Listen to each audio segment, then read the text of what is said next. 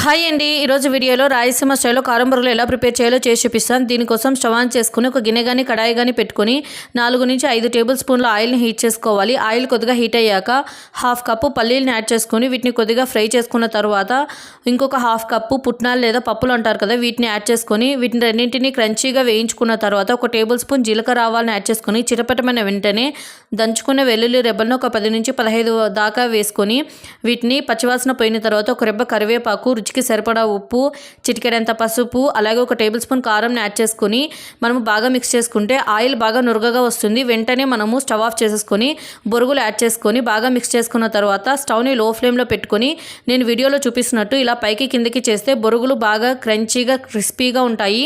వీటిని air tight కంటైనర్లో పెట్టుకుంటే మనకి 15 రోజుల వరకు నిల్వ ఉంటాయి.